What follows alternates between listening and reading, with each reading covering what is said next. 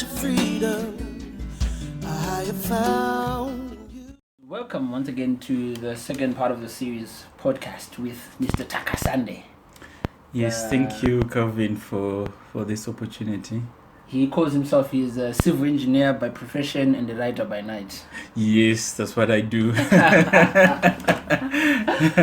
but Yes. it's a very good thing. I think we need ministers who know what they're doing, and it's important to have people like you on the board. Yeah, Kelvin, in life, some things you choose, but some things you don't choose. God, it's part of your calling, so you've got to do it. Whilst we are talking about calling, you are a self-published person. You don't have a publishing house. Yes, my books, I've published them myself. But how do you do that? Well, it's easy, and it's not easy. Okay, you're gonna give us a private answer. Yes, yeah. But you can do it. Prepare your manuscripts, get them edited, get your NSBN number and your cover designs, and then you can Self-publish. And Yeah. nowadays with Amazon, life is easy. Yes, with Amazon and online bookshop, it's much easier. It's a fantastic era that we are living in. So we don't have to worry about getting someone to publish your book, bankroll you. Now you can do it on your own. Yes, you can do it on your own. So Mr. Takasande has written 3 books in 3 years. Yes. And 20, then he dropped so today we're talking about your second book. Yeah, this is my second book, Little Tough Tips on Marriage. The Little Tough Tips on Marriage. Yes. Very, very interesting. A very interesting road. Yeah. I must say, because looking at the world today, we have got a lot of things that are attacking the family, a lot of things that are attacking the marriage, a lot of external influence that are attacking the marriage. I think specifically for me, this last few months, I was even tempted to write a blog about why is that we are living in an era where if married people, they fight, the first thing they think of is divorce. No one wants to say, how can we make it happen? The first thing people is fight. No, we have differences. Let's separate. Let's break it down. So yeah, so we're living in a very interesting era where marriage is no longer sacred. Marriage is no longer an important factor or an important part of people's life. So why would you write this little tough tips on marriage? Tough tips. We have to specify they are tough. But they are little. But they are little. That's They are true. very small. Kelvin, what I want to say, let's go back in the Garden of Eden. Okay. That's where marriage started. Okay. And that's With where... Adam and Eve. Yes. And that's where marriage started to go under attack. When Adam and Eve fell. That's a very interesting thought. So from there onwards, there is a war. Satan marriage. doesn't like steady, healthy marriages. So he's there to attack them. Now, this book is there to address some of the issues, to give you tough tips or tough choices that you need to make a strong marriage. Whilst we're talking about that, tough tips about marriage, little tough tips about marriage, who did you write this book specifically, or who did you write this book for? This book is for married people. If you have been married for a long time, this is your book. If you have just been married, this is also your book. If you are planning to get married, Like me. like you, this is your book. So it talks to all people in terms of marriage. Okay. Yeah. Okay. But I really love what you said. There's an attack. The first attack that we see in the Garden of Eden was on the marriage of Adam and Eve. And until today, there's still that attack on the marriage. So why would you write such a book? What prompted you to write this book? You see, this book, if you go through, you find that it's specifically targeting the young people of today. The young people of today. It's relevant for the young people of today. When I say young, from my age, if you are 30, you're also young. So it's for the younger couples or younger generation, because it also talks about social media, how to get it incorporated in a marriage life, and so it's mainly to do with those young people, not necessarily the older people. So it focuses on those people. So it gives a number of tips, tough choices that we need to make when it comes to various issues. Okay. No, this is a very interesting. It's a very interesting phenomenon, I must say, because some of the topics are how to cut half of your glitches right now. I think that's a very interesting topic to actually talk about. First of all, it is very interesting. That is the first chapter. It's one of my favorite also. How to cut half of your glitches right now. You can do it if you're married. Before we go further, how long have you been married? We have been married for more than 11 years. We are coming to 12 years this year. Okay, so we're not talking to a novice or a baby player. No, we're talking to someone who's been there for a decade. Yes, for more than a decade. So I know my part in terms of marriage. So how to cut half of your glitches right now? Yes, if you're listening, you can do it now. And it all depends on you. Okay. So in other words, you need to make a decision that you're going to play right when it comes to marriage. In other words, in this chapter, the message is, if you make sure that your side of the bargain is correct. If you bargain or baggage? No, bargain. Okay, bargain. Okay, we have to make sure that's straight out. It's bargain, not baggage. So what you do, make sure that in your side you are right. You are right with God. You are right in terms of principles. Yeah. And once you do that, you'll find that all your problems, they just are cut into half. Okay. Yeah. It's very interesting. Okay. The good thing is that I'm not married. It's a good thing. And, you know, when you're young, you think that every woman you see who's beautiful is worthy for marriage. Yes. You know, and I love this topic that you're talking about. Attractions is just attraction. Yes. You know, it's interesting how my generation and maybe your generation, we're living in an era where we are more attracted to where we feel attractions are more important than the person that you're marrying, the spouse that you're marrying. Because even last night I was watching. There's this reality TV show where it's like an experiment. They do a profile for a guy, they profile for a girl. The first time these guys meet is at the altar when they're marrying each other. Oh, really? So they're meeting on the altar for the first time, and they have to go on a honeymoon and then start life as a married couple. But I know just down the road, from the altar, they've never met, no interaction whatsoever. They have never been in any place in their lives, and they've never experienced life or marriage. They never had talk about what marriage is all about, and all of a sudden they meet at the altar.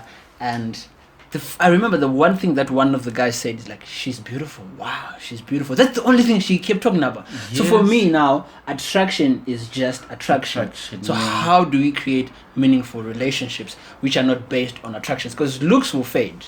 Yes, you're right. You get bumped by a car, that beautiful face that your girlfriend or wife had is gone away because she now has scars. She's no longer that beautiful. So then what? Yeah, in this chapter, if you go into my book, this is the 9th chapter. Attractions is just attraction. So it's simple like that. If something is attractive, it's just attractive. That's it. It doesn't mean that it's good. It means it's attractive. So in other words, the message of that chapter is, attractions make you get interested in someone. But what makes you stick to that person is performance. Oh, okay. Behavior. This is interesting now. So there's 2 things. I will repeat that again. Okay. Attractions get you interested in someone. A person. Okay. Spouse, whatever. Yes, male or spouse. female. It gets you. Who is that? But that will not make the marriage strong. What makes the marriage strong? What keeps you connected is that interaction, is the performance, how the person behaves, how do you relate. It's now about how do you relate. So attraction is now something else. Okay.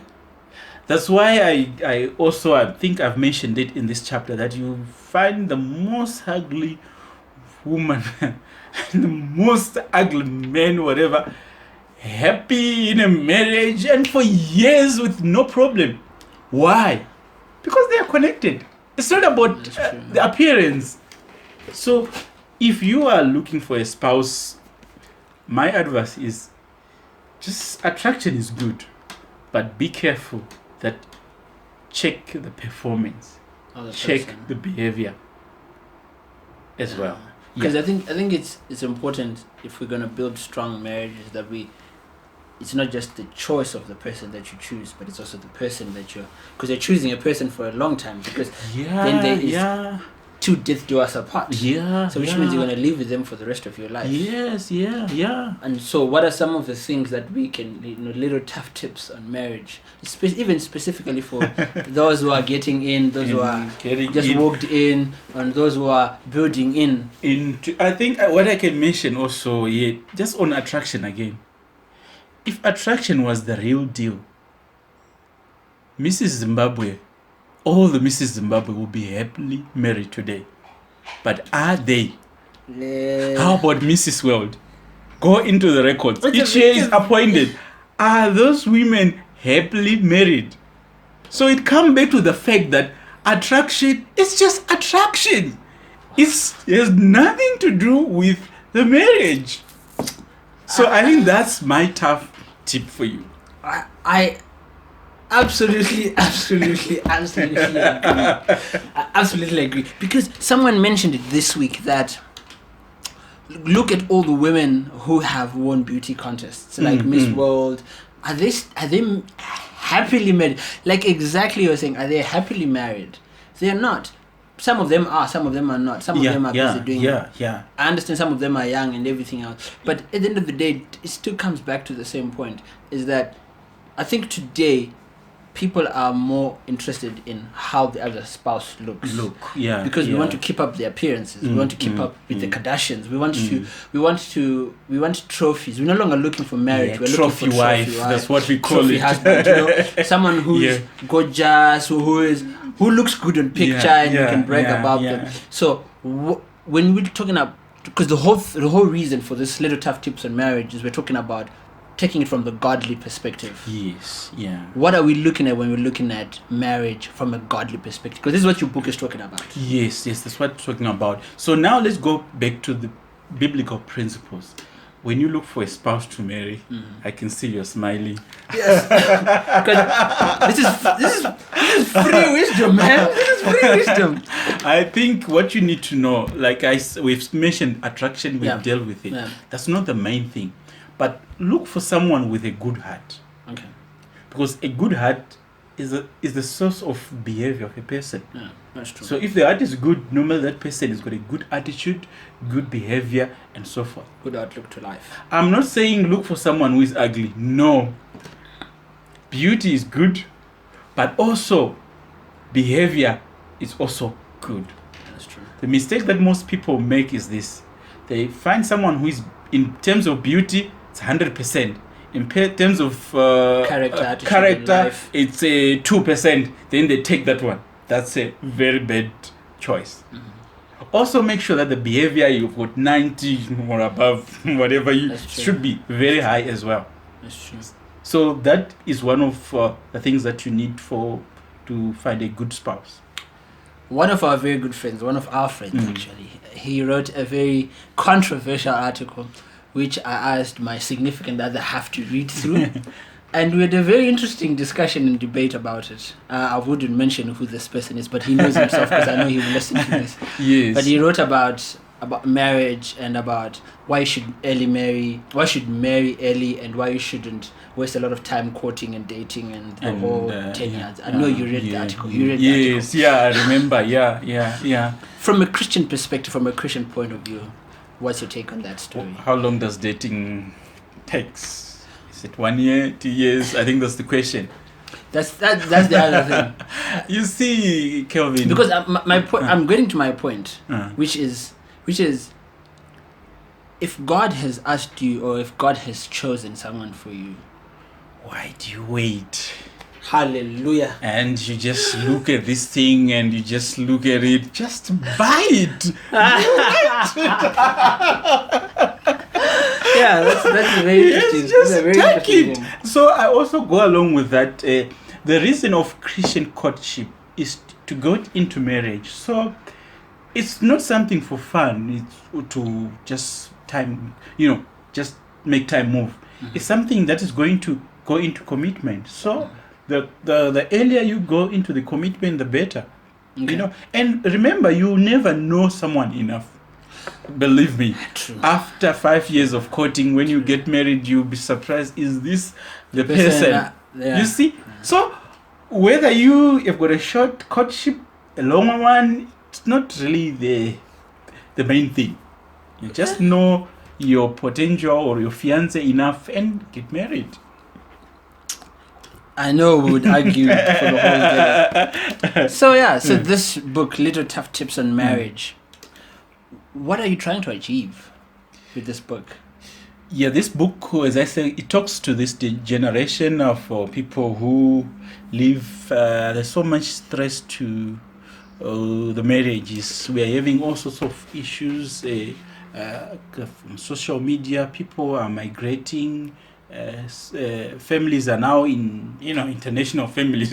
One true. wife live in this side of the continent, the husband And here, the the kids children. are somewhere else, and we've got social media. So there's a lot of things that are happening. So in this book, you find that the topics are targeting those issues that are experienced at the moment. Okay. So, and then whilst we're talking about this, because this is a lot, how to death do us apart promise, who's first, the quality list. Oh yeah, I like that one. Quality Transparency and openness matters. Yes. Sex and romance basics. Yes. Oh yes. Did your spouse change? How do you buy presents for your spouse? Yes. Interesting. Yes. I know some other guys need to learn that. Yeah. And then, but I think for You'll me, be surprised how particular men don't know. Actually, I can give you a good yourself, right? example. Right? this Okay. Let's hear it. This is a couple, and the husband on Valentine, he bought his wife a microwave on Valentine Day. Now, But I bought something. It's Valentine's. I bought a microwave. it's not relevant. It's romantic. It's a romantic microwave. Oh, so that's why I had to put in this, that you need that's to true. be relevant, and it's your wife. It's and it's happening. You see, That's I was true. surprised. I was shocked. Then I discovered it's also an issue that needs to be addressed somehow. It's an issue. It's an issue that needs to be to be addressed. No, but that's really true, because I think for me, when I look at it, I'm just thinking, so why? What do you? How do I put it? What are you intending to get out of this book, or what are you intending the reader when they read the book? What do you expect them to get out of it? When you read this book, the first thing that will happen is that it will challenge you. It will surely challenge you. Yeah. It will challenge your thinking. Okay. It will challenge the things that you've believed that that's the right way of doing things. It will also challenge you in terms of what you know. You never thought about who is first Okay. in marriage. Who is first? God, your spouse, church. You get it right. You're ready for marriage? So looking forward to it. Yes, your spouse comes first. In this topic or chapter, the message is God comes first, and then your spouse, and then other things. Other things, yeah. Because people were putting the church first, they were replacing the church and God. These are two different Entities together. which should not be mixed. God is God, is supreme, and the church is church, and your spouse is your spouse. So that chapter addressed those issues. Okay. And if you do that, it commands a blessing. It commands a blessing. There's an order. Yes, There's an order. it's a king divine order. that God created things to work that way. And the moment we align ourselves with it, the blessing falls upon us as well. Yes. And I think for me, one of the things I really want to know is, what is the hardest part? You've been in marriage for about 12 years now. What was the hardest thing about writing this book for you? Just to go back, maybe how I wrote this book. I did a series on my blog a few years ago. Okay. And I was posting on your blog, it's myfootprints.com. Yes, on okay. it's myfootprint.com. And I was posting these articles. And after I've done 5 of them, I saw that this can really become a book. Okay. So I wrote the rest of the chapters and packaged it so that it can go to people. Because these issues are very critical. That's true. That's true. So whilst it's a book that happened to just happen on its own, what was the hardest part in writing this book, in compiling this book? Do we get to read about your wife in the book? Not necessarily. Not. It's not really the topic in the book. Okay. But she was part of it. Most of the issues that are in the book we discuss, we talk about it. Oh, nice. Actually, this book is how we live, me and my wife. Okay. These are what we You don't buy believe. microwaves on Valentine's. No. That's a good thing. Yeah. These are the things that we do. Okay. Yeah. Okay. So the hardest part in writing this book, what was it for you? I think the hardest for me after writing this book, writing it was not the difficult part. Yeah. But the question, are people going to accept this? Okay. Since we're basing it from a Christian perspective, and not everyone else still believes in that. Yeah. Not just that. Some Christians don't believe in this. Openness and transparency. Are Christians really transparent? Nah, that's true. To each other? That's true. We look good in church. In church it's perfect. They look happy, but beyond there, someone has got money there, going secret there, and so forth. So the issues that are affecting society are not. They're also affecting the church. So there's no much difference between the church and the world. It's it's a fine line where this one ends. So that's true. The issues affecting the world, they're also in the church. These are the same people who go out there and who comes to church as well. So my challenge was, are people going to accept this? Okay. Are people going to understand the fact in chapter 2 when I say that it is you who gave the commitment on the altar? You said, I'm taking you as my wife or husband till death do us apart. It's you who gave the commitment. Okay. And you better keep your side of the bargain. And you better do it. Do you know what it means? Because people just get there, they say, I'll take you, whether in sickness and so. After that, someone's sick, they dump him. Yeah, that's true. But you promised. You committed that I will love you. You didn't say you will love me. It's you who gave out your word. And you said it to them. Yes, so you have to keep the side of the bargain. Okay. It's a vow before God. So once you keep that vow before God, God will bless you. And you find that your wife or spouse will start to change. But if you don't, you break the covenant that you have done with God, now what? That's true. You see? So those are some of the difficult things or tough things that are in the book. That you have to think about and to work through. Yeah, and I was wondering, are people going to take this? But how's been the response ever since the book? The book has been out for 2 years, right? How's been the response from people? People like it. Everyone say this book is challenging. Okay. It's the first thing that it's challenging. It's simple. It's not things that are in the sky. 10 ways of doing marriage. Yes. It's not about things we don't understand. It's the things that are basic that everyone who is married know. But now application. Yes, application. You know it, but putting it into action. You ask yourself, but why was I not? So it's very challenging, and people have found this book to be helpful. So it's a very reflective book. You have to sit down, think through your life, think through your condition and everything, and then figure out, so how do I work on it? Yes, and this type of book, once you read one chapter, you just wait a minute, pause, reflect and see what is happening to me. That's how I've written this book. So that part of challenging part. But some people are using this book also for small groups. That's also good. to do marriage small groups, and they go through chapters by chapter as they go. But I think if you're listening and you have read this book, or you want to read this book, or you've read this book and you're like, this is something that I learned. It would be really nice for us to hear some of these stories, to hear just your perception or your understanding, or what what you learned, or what you and your wife, or you and your home group and your folks and your people sat down, discussed, talked about, changed. What is it? Are you still buying the microwave on the Valentine's, or you changed, you're buying flowers or chocolate on Valentine's? It would be nice to hear you those stories. So I think they can email you, right?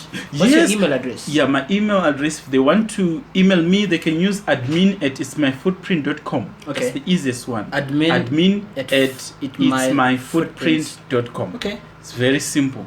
I've got a number of many response actually. Okay. One guy, he was intending to get married. He said, this is the book that helped me to get married. He's now married with his wife. He said it changed the way he thought about marriage. Okay. Because some of the issues addressed are not addressed when people are being prepared for marriage. Okay.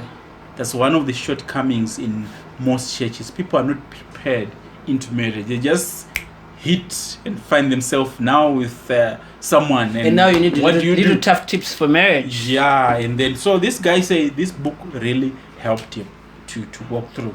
So if you're that guy and you're listening to this podcast, please make sure you tell us in detail what is it that really changed. We'd like to know, because it's very paramount. Because I think so many times we have so many people getting married, but we also have got so many people who are getting divorced at the same time. The rate is very, very big. So we really need to get some of these amazing testimonies out, so that people can understand that you can actually do it. You can actually have a marriage. You can actually be married. You can actually have a proper marriage, strong relationship, not just with God, but it's also with your spouse. Yes, it's possible. It's and happening. So we are really excited. So how do people get in touch with you? Because I know some people have questions. Some people are still not buying microwaves; they're buying hair dryers for their wives, Valentine's. But obviously, I know you're not a marriage expert, but you have a theology, you have a diploma in theology and pastoral studies and stuff. So, but how do people get in touch with you so that they can? Some might want to ask you personal questions. Some of them are struggling with marriage and everything like that. Because I know a lot of people are struggling with marriage. There is a Shona saying that Chakafukita Zimbabwe, which means what is covering the issues and the stories in the house is actually the roof. The roof. Yeah. So we know that the roof is covering a lot of things, and now with beautiful suits, Armani suits, and at church worship, we like look beautiful. Angels. We look beautiful. It's like angels. But when we go home, it's horror and war. it's bad. It's war. But there's someone who's saying, I really want to change, and they're listening to this because they saw marriage and they're like, no, little tough tips for marriage. I want to learn. How do they get in touch with you? If you want to get in touch with me, I'm available on Twitter, I'm available on Facebook, on LinkedIn. I'm also available on my blog, itsmyfootprint.com. If you get in there, you also find my contact details. You can send me an email, admin@itsmyfootprint.com. So thank you very much, Mr. Takasande, for writing this wonderful book series. And now today we're talking about little tough tips for marriage. Yes. This is the second series. His first book, we did a previous podcast. His first book is called the Discipleship Series. Yes. That's his first book. So we're very excited, and thank you very much for staying around and talking to us about the little tough tip for marriage. Okay, wish you the best, Kelvin. I know you are getting into marriage soon. I'm preparing. I'm getting there. I'm excited. Yeah. Okay, thank you so much. Thank Kelvin. you. Okay. Great.